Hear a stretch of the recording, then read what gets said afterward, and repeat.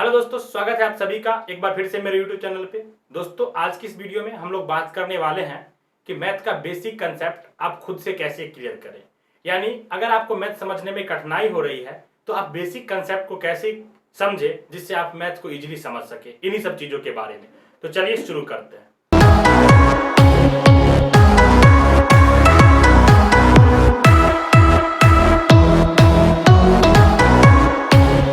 दोस्तों, मैं ये बताना शुरू करूं कि मैथ का बेसिक कंसेप्ट आपको कैसे क्लियर करना है, उससे पहले हम कुछ चीजें आपको बताना चाहते हैं। देखिए, अगर इंटरनेट पे आप कहीं भी सर्च करते हैं मैथ कैसे पढ़े या हाउ टू स्टडी मैथ, तो आपको सबसे पहले यही बताया जाता है कि मैथ का बेसिक कंसेप्ट आप क्लियर करें। लेकिन कोई ये नहीं बताता कि मैथ का बेसिक कंसेप्ट आप क्लियर करेंगे कैसे।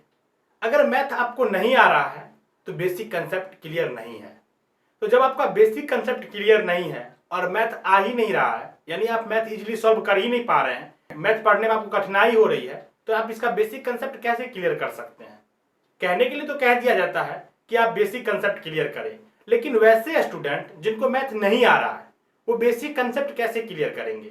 सबसे बड़ी बात तो ये है। तो मैं आपको यही बताने वाला हूं कि आप मैथ का बेसिक कंसेप्ट खुद से कैसे क्लियर करेंगे। देखिए, मैथ का बेसिक कंसेप्ट होता क्या है, सबसे पहले हमें इसे जानना चाहिए। अगर आप ये सोच रहे हैं कि काउंटिंग, टेबल और addition, subtraction, multiplication, division, LCM, HCF इतना चीज सीख गए और यही मैथ का बेसिक कंसेप्ट है, तो आप बिल्कुल गलत सोच रहे हैं। दोस्तों, ये तो सीखना है ही, इसके बिना आप मैथ सीख नहीं सकते। ये कहे तो मैथ का एबीसीडी है, लेकिन एडिशन, सब्सट्रैक्शन, मल्टीप्लिकेशन, टेबल और काउंटिंग तो आप बचपन में ही सीख गए थे। लेकिन अभी तक आपको मैथ क्यों नहीं आ रहा है? जब आप ये चीज बचपन में ही सीख गए थे तो अभी तो आपको मैथ आना चाहिए था। फिर प्रॉब्लम क्या है? यानी कि मैथ का basic concept addition, subtraction, multiplication, division जो आप सीखे हैं, ये तो बेसिक कैलकुलेशन है। इसके बिना आप मैथ शुरू ही नहीं कर सकते। लेकिन इसके अलावा भी बेसिक कंसेप्ट है जिसे आपको सीखना पड़ेगा। लेकिन बात ये आती है कि बेसिक कंसेप्ट है क्या। आपके सामने सबसे बड़ा प्रश्न तो यही है, सभी स्टूडेंट के सामने यही प्रश्न है कि हम उसको बोल देते हैं कि बेसिक कंसेप्ट आपको क्लियर करना है। अब उनको ये नहीं समझ में आ रहा कि बेसिक कंसेप्ट में पढ़ना क्या है। जो स्टूडेंट मैथ नहीं समझ रहे हैं वो इस चीज को कैसे समझेंगे कि उनके लिए यही बेसिक कंसेप्ट है। इतना चीज कर लें, उसके बाद मैथ समझ में आ जाएगा।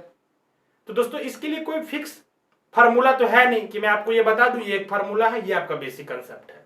हम इस चीज को ऐसे समझते हैं। मान लीजिए कोई एक स्टूडेंट है जिसको हम मल्टीप्लीकेशन सिखा रहे हैं, तो हम उसको मल्टीप्लीकेशन में 2 या 3 डिजिट का मल्टीप्लीकेशन सिखाना चाहते हैं। अब उस स्टूडेंट के लिए बेसिक कंसेप्ट क्या होगा? उस मल्टीप्लीकेशन जो हम सिखाना चाह रहे हैं 2 या 3 डिजिट का, उसके लिए बेसिक कंसेप्ट क्या है? उसको काउंटिंग आना चाहिए, फिर टेबल आना चाहिए, एडिशन और 1 डिजिट का मल्टीप्लीकेशन आना चाहिए।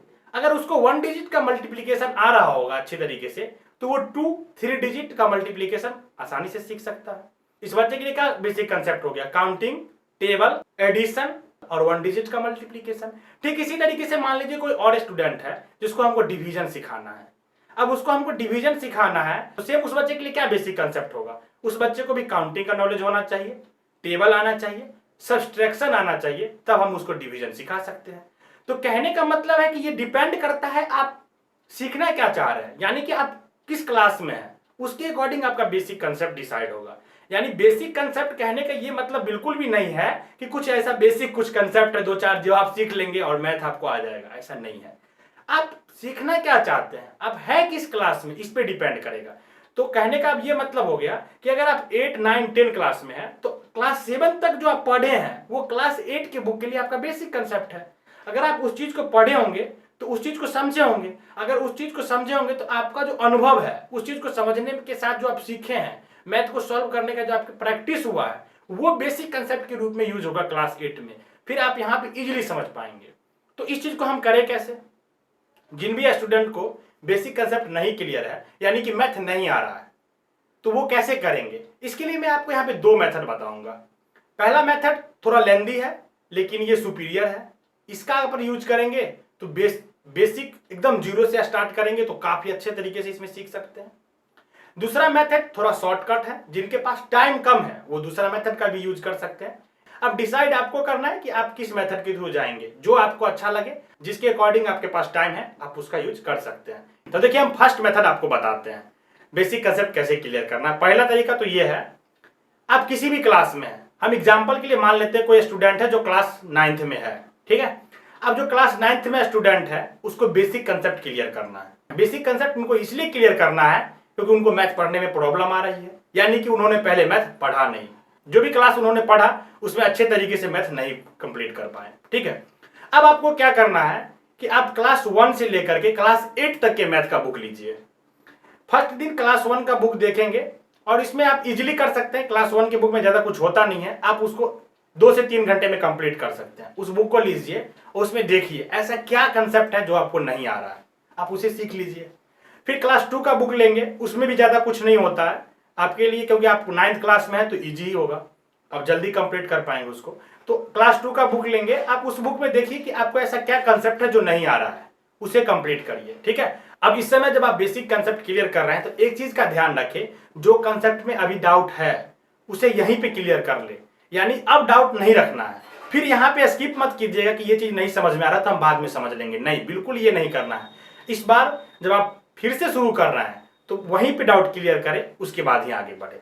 और साथ में एक नोटबुक रखें, हाँ, उस नोटबुक में जो कंसेप्ट आपको लगता है कि लिखने लायक है, जो आपको नहीं आ रहा है, उसे नोट करें।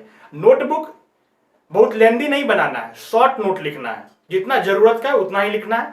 अब क्लास 3 का बुक स्टार्ट करेंगे, आप क्लास 3 के बुक में सेम चीज करना है। देखिए आप क्या करना है कि कंसेप्ट जो आप पढ़ रहे हैं अभी, उस कंसेप्ट का एग्जाम्पल क्वेश्चन सिर्फ सॉल्व करिए साथ में, ताकि क्या हो कि आपका हर कंसेप्ट में प्रैक्टिस हो जाए। और नोटबुक में जो इंपॉर्टेंट नोट होगा उसे लिखते चलेंगे, ठीक है। ये प्रोसेस आप करते आएंगे। क्लास 3 के बाद 4 का करेंगे, फिर 5 का करेंगे, फिर 6 का करेंगे, 7 का करेंगे, फिर 8 का करेंगे।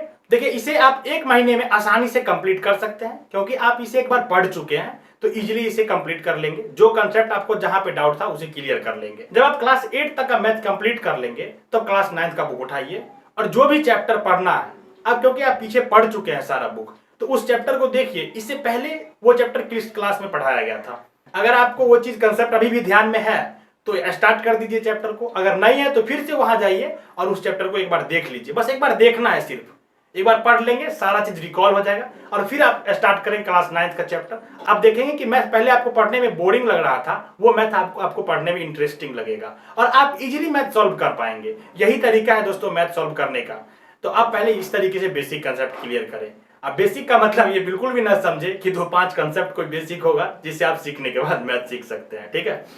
अब बात करते हैं मेथड नंबर 2, दूसरा तरीका क्या है जिनके पास टाइम कम है उनके लिए। मान लीजिए कोई क्लास 10th का स्टूडेंट है जिसे इस बार बोर्ड देना है, या क्लास 12th का स्टूडेंट है जिसे बोर्ड देना है, तो वो उनके पास और भी सब्जेक्ट होता है, तो उनके पास उतना टाइम नहीं है कि वो फिर से स्टार्ट करेंगे क्लास 1 से बुक पढ़ना।